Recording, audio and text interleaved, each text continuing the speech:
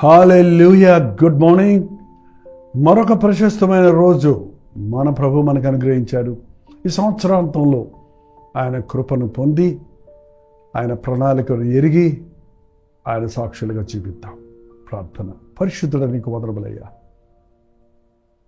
పండగ అయిపోయిందని అనేకులు నిర్లక్ష్యంగా ఉన్న ఈ సమయంలో రిలాక్స్ అయిపోతున్న ఈ సందర్భాలలో ఇంకా మాకు పనుందని, నీతో నడిచే జీవితం కలిగి ఉండాలని, నీ మాట విని విధేయులం అవ్వాలని మేము గుర్తించుటకు సహాయం చేయమని క్రీస్తు నామములో అడుగుచున్నాము తండ్రి.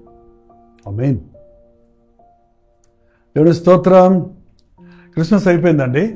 అయిపోవటం ఏంటండి? అయిపోయేది లేదు, అయిపోయేది లేదు, కొత్తగా వచ్చింది లేదు. ప్రభువుతో మనం అనుదినము సహవాసం కలిగి ఉండాలి. మరి చాలా విషయాలు మనం నేర్చుకుంటూ ఉన్నాం ఈ సందర్భంగా. ముఖ్యంగా మనకి మరియ యోసేపులు జన్మము, ప్రభువుకు జన్మమిచ్చే వరకే వారి బాధ్యత. వారితో దూత కనబడి వారు చెప్పినట్టుగా వారు చేయటం, వారు బెత్లెహేముకు రావటం, స్థలం లేకపోయినా మరి వారు ఎన్ని ఇబ్బందులైనా వారు మా చేత కాదని చేతులెత్తేక బాధను, వేదనను, శ్రమను, అవమానమును భరిస్తూ లోక రక్షకుణ్ణి లోకానికి అందించారు. అంతటితో అయిపోలేదండి. మరియమ్మ చాలు కదా, యోసేపు ఎందుకు? ఆయన అవసరం లేదు కదా. ఆయన అవసరం లేకుండానే కన్య మరియ గర్భములో దేవుని శక్తి వలన కదా ప్రభు జన్మించాడు అనుకుంటాం. మరి యోసేపును దేవుడు ఎందుకు ఎన్నుకున్నాడు? ఈ లోక రక్షకుణ్ణి సంరక్షించటానికి, ఈ లోకంలో ఒక తండ్రిగా శిశువును కాపాడటానికి, దేవుని తండ్రి చిత్తం ప్రకారం పనిచేయటానికి యోసేపును కూడా వాడుకోవటం మనం చూస్తున్నాం. చాలా భక్తిపరుడు యోసేపు అని ముందే చెప్పాను.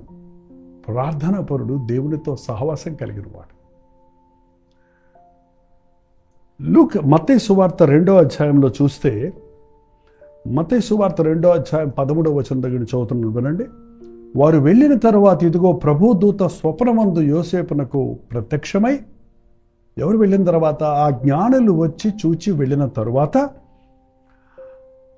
ప్రభు దూత స్వప్నమందు యోసేపుకు ప్రత్యక్షమై, హేరోదు ఆ శిశువును సంహరింపవలనని ఆయనను వెదకబోచున్నాడు గనుక నీవు లేచి ఆ శిశువును ఆయన తల్లిని వెంట పెట్టుకొని ఐగుప్తునకు పారిపోయి నేను నీతో చెప్పు వరకు అక్కడనే ఉండుమని అతనితో చెప్పను. ఎంత విధేయుడండి యోసేపు. ఇదిగో హేరోదు రాజు పన్నాగాలు పండుతున్నాడు. రాజుగారు రాజమందిరంలో తలంచే తలంపులను దేవుడు ఎరుగును. దేవుడు తన రహస్యాలను తన భక్తులకి తెలియజేస్తాడు. హేరోదు శిశువును చంపడానికి ప్రయత్నిస్తున్నాడు కనుక నీవు ఈ రాత్రికి రాత్రే ఆ బిడ్డను తీసుకొని మరియను, ఆ శిశువును వెంట పెట్టుకొని ఐగుప్తుకు పారిపో. ఎందుకు పారిపోవాలి ప్రభా? నాకు రెక్కలే ఎగిరిపోతా అనలేదండి. పారిపో.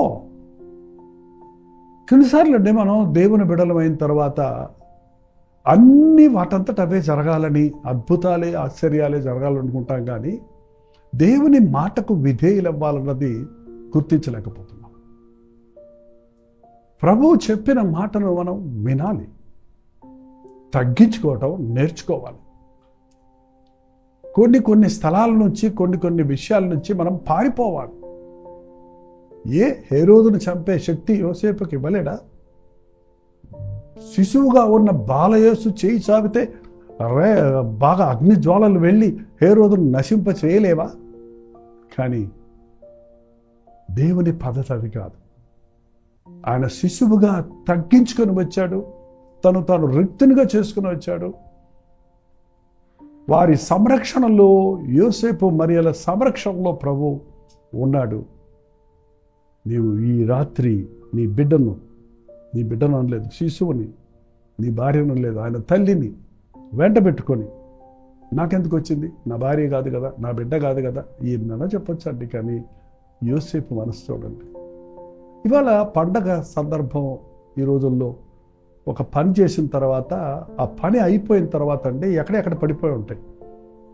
ముఖ్యంగా మేము అక్కడక్కడ మీటింగ్స్ పెడుతున్నప్పుడు చాలా అరేంజ్మెంట్స్ జరిగిన తర్వాత మీటింగ్లు అయిపోయాయని రిలాక్స్ అయిపోతాం.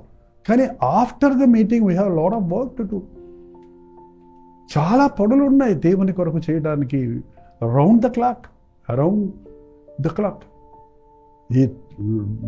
త్రూఅవుట్ ద ఇయర్ దేవుని పనికి ఫుల్ స్టాప్ లేదండి.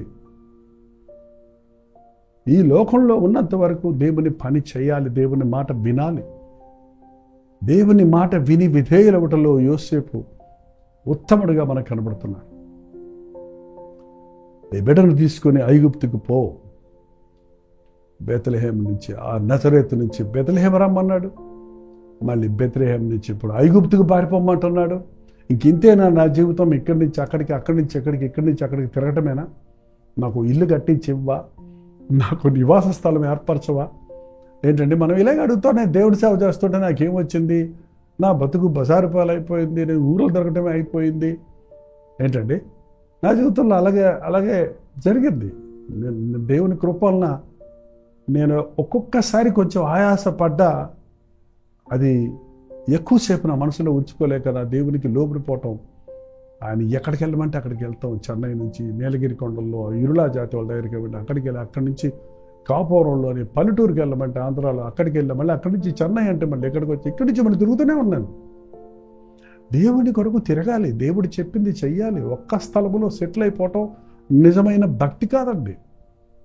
ప్రభువు కొరకు, ప్రభు ఆజ్ఞను శిరసావహించడానికి, దైవ చిత్తాన్ని నెరవేర్చడానికి, దేవుడు ఏర్పరిచిన కార్యాలు జరిగించడానికి ఆయన మాట వినాలి. యోసేపు దేవుని దూత తనకు చెప్పినట్లుగానే చేశాడు. చూడండి, ఆ శిశువును నీవు లేచి ఆ శిశువును, ఆ తల్లిని వెంటబెట్టుకొని ఐగుప్తుకు పారిపోయి నేను నీతో తెలియజేయ వరకు అక్కడే ఉండు. Be there until I tell you. నీకు చెప్పే వరకు ఉండు. మనం వెళ్ళమంటే వెళ్తాం, కానీ అంటే వచ్చేస్తుంటాం. మనం ఒక పని ప్రారంభిస్తాం, పని ముగింపును దేవుని చిత్తంలో ముగించాం. కార్యారంభం కంటే కార్యాంతం ముఖ్యం. నువ్వు వెళ్ళు, నేను ఎంతకాలం అక్కడ నిరంతరం అక్కడ ఉండమన్నాను నేను ఐగుప్తులో, కానీ ఎంతకాలం ఉండమంటానో మళ్ళీ నేను నీకు చెప్పే వరకు నువ్వు అక్కడ ఉండు. ఏంటండి, అప్పుడు అతడు లేచి రాత్రి వేళ, పొద్దునే వెళ్తానులే ప్రభా, నైటే వెళ్ళమంటావు, అలసిపోయి ఉన్నాం, ఏంటండి ఇప్పుడు కాదు ఇంకొకప్పుడు అన్నట్టు మనం వాయిదాలు వేస్తుంటాం దేవుని పనిని. మనం దేవుడు చెప్పింది చెప్పినట్టు చేయటం ఒక వంతు అయితే, చెప్పింది చెప్పిన సమయంలో చేయటం అనేది మరొక ముఖ్యమైన విషయం అండి. దేవుని సేవ చేస్తాను అనే వారికి నేను ఎప్పుడు ఒక మాట చెప్తుంటాను. ఎప్పుడు, ఎక్కడ, ఎలా అనేది అడుగయ్యా ప్రభునే. ఎప్పటి నుంచి నువ్వు ప్రారంభించాలి, ఎలాంటి సేవ ప్రారంభించాలి, ఎక్కడ ప్రారంభించాలి, దేవునికి స్పష్టంగా మనకు తెలియపరుస్తాడండి.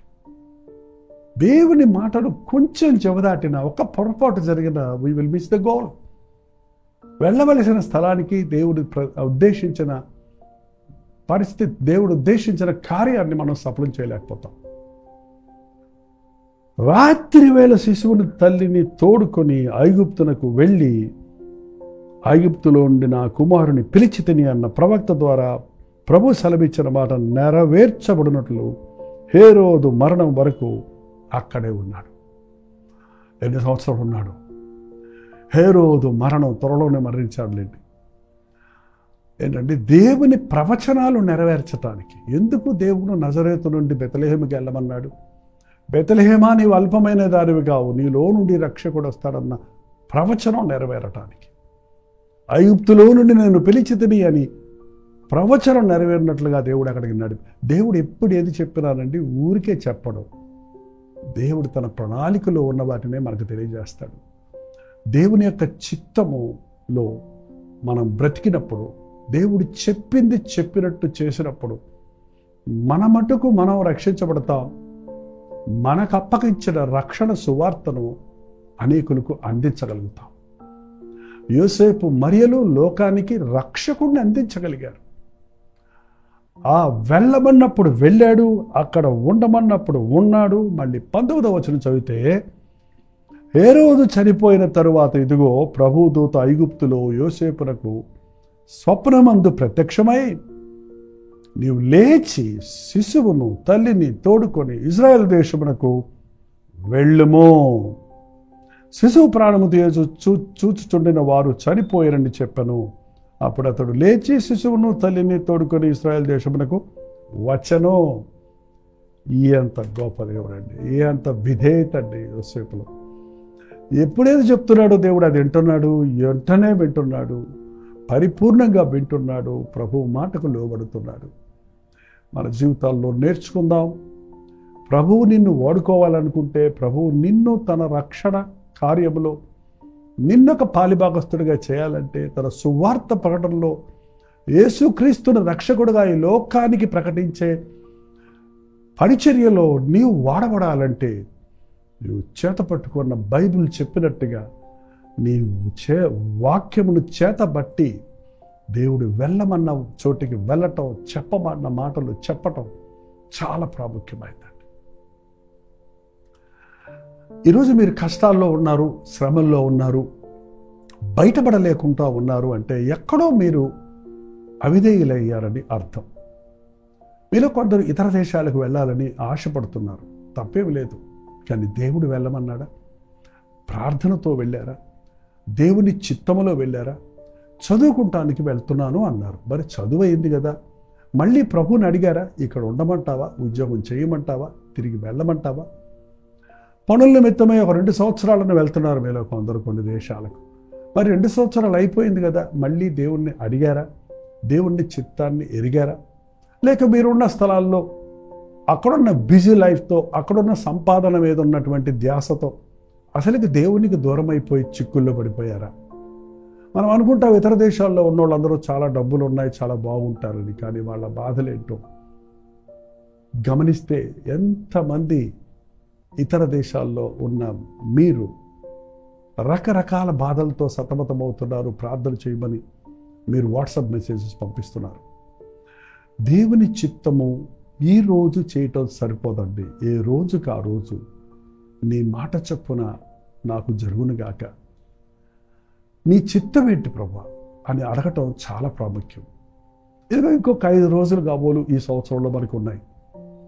మన ముందున్న కొత్త సంవత్సరం, నూతన సంవత్సరం ప్రభు రాకడ ఆలస్యమైతే మనం సజీవులుగా ఉంటే 2025వ సంవత్సరంలో మనం ప్రవేశించడానికి దేవుని ప్రణాళికలు ఏంటి అని ఇప్పటి నుండే మనం కనిపెట్టి దేవుణ్ణి అడగటం. వెళ్ళమంటావా ప్రభువా, నేను 2025వ సంవత్సరంలో ఇల్లు కట్టుకోవాలనుకుంటున్నాను, పెళ్లి చేయాలనుకుంటున్నాను, మాకు సంతానం ఇస్తావని నమ్ముతున్నాను, మేము ఇతర దేశాలకు వెళ్ళి చదువుకోవాలని, ఇతర దేశాలకు వెళ్ళి సెటిల్ అవ్వాలని, మేము వెళ్ళి ఇల్లులు కట్టుకోవాలి, లేక వ్యాపారాలు చేయాలని మాకు ఒక ఆలోచన వచ్చింది. ఇవి నీ చిత్తమా? ఈ కొత్త సంవత్సరంలో నీ దీవెన మేము చూచినట్లుగా నీ వాగ్దానాలు దయచేయమని ప్రార్థించగలిగితే, ఆనాడు స్వప్నమందు యోసేపుకు ప్రతి క్షణం దేవుడు బయలుపరిచినట్లుగా ఈరోజు తన వాక్యము ద్వారా మనకు తన చిత్తాన్ని బయలుపరచడానికి సిద్ధంగా ఉన్నాడు. ప్రార్థనతో గడపండి. కొత్త సంవత్సరం 31వ తారీఖు, డిసెంబర్ 31వ తారీఖు ఐశ్వర్య మహల్లో ఒక ప్రత్యేకమైన వాచ్ నైట్ సర్వీస్ ఏర్పాటు చేస్తున్నామంటే ప్రార్థనతో, పశ్చాత్తాపంతో, పరీక్షించుకుంటూ, స్తుతిస్తూ, దేవుని వాగ్దానాలు పొంది 2024 నుండి 25వ సంవత్సరంలోని ప్రవేశించినట్లుగా రాత్రి 9 గంటల నుంచి తెల్లవారుజాము 1 గంట వరకు చెన్నైలో ఉన్న ఐశ్వర్య మహల్లో వాచ్ నైట్ సర్వీస్ జరుగుతుంది. మీకు ఎక్కడ చర్చెస్ లేకపోతే మీరు రావాలనుకుంటే మిమ్మల్ని ప్రేమతో ఆహ్వానిస్తున్నాం. మీ మందిరాలు ఉంటే మీ ఊరిలో మీరు వెళ్ళండి, వాచ్ నైట్ సర్వీస్లో పాల్గొనండి. దేవుని చిత్తమును, ఆయన ప్రణాళికను ఎరుగునట్లుగా మిమ్మల్ని మీరు సిద్ధపరచుకోండి. ప్రార్థన. పరిశుద్ధుడ, ప్రేమగల తండ్రి, పండగ అయిపోయినా పనులు అయిపోలేదని, పండగ సంతోషం కంటే ప్రభు పని చేయడంలో ఉన్న సంతోషమే మేలని, తండ్రి చిత్తాన్ని నెరవేర్చాలనే ఆశతో ఈ లోకానికి వచ్చి మాకు మాదిరిగా జీవించాలని, జీవితాన్ని మాదిరిగా పెట్టుకొని మా జీవితాల్లో నీ పనులు చేయుటకు, నీ మాట వినుటకు, నీ చిత్తం ఎరుగుటకు, నీ చిత్తానుసారంగా బ్రతుకుటకు, ఇదిగో కొన్ని సంవత్సరముల నుంచి అనుదిన ధ్యానాన్ని వింటున్న నీ బిడ్డలకు నాయన నీ కృపనిచ్చి, నీ చిత్తమే నా పట్ల జరుగునుగాక అని ప్రార్థించి నీ వాగ్దానాలు పొందుకున్నట్లుగా సహాయం చేయమని క్రీస్తునామంలో అడుగుచున్నాను తండ్రి. ఆమేన్. తండ్రి అయిన దేవుని యొక్క ప్రేమయు, కుమారుడైన క్రీస్తు యొక్క కృపయు, ఆదరణకర్త అయిన పరిశుద్ధాత్మ యొక్క సహవాసమును కూడి వచ్చిన మనందరికీ ఇప్పుడు సదాకాలము తోడయుండును గాక. ఆమేన్. దేవుని స్తోత్రం. మీ ప్రార్థన వసతుల భారాలు 954041 నెంబర్కి, మీరు ఇతర దేశాల్లో ఉంటే 91001010 నెంబర్ తెలియజేస్తూ ఉండండి. అవి మేము చదువుతున్నాం, పరీక్షిస్తున్నాం. మీ భారమైన కఠినమైన స్థితిగతుల గురించి మేము ఎరిగినప్పుడు నిజంగా చెప్తున్నాను, కన్నీటితో భారంతో మీరు మా సొంత వారి కంటే ఎక్కువగా ఎంచి ప్రభు ప్రేమను బట్టి మీ కొరకు విజ్ఞాపన చేస్తున్నాం. మీలో చాలామంది మీ ప్రార్థనలకు జవాబులు వస్తాయని తెలియజేస్తున్నారు. అందుని బట్టి దేవుడిని స్తుతిస్తూ ఉన్నాం. మన ముందున్న నూతన సంవత్సరంలో దేవుని ఆశీర్వాదాలతో సాగునట్లు ప్రార్థనాపూర్వకంగా ఈ ఇయర్ ఎండింగ్లో మనం ఉందాం. ఆయన వాగ్దానాలు పొందుకుంటాం. ప్రభు చిత్తమైతే మధ్యాహ్నం 3 గంటలకు హెచ్చరిక, అలాగే రాత్రి 9 గంటలకి కల్వరి ప్రతి దూరిలో మళ్ళీ కలుసుకుందాం. అంతవరకు దేవుని మహాకృప మీకు తోడేయును గాక.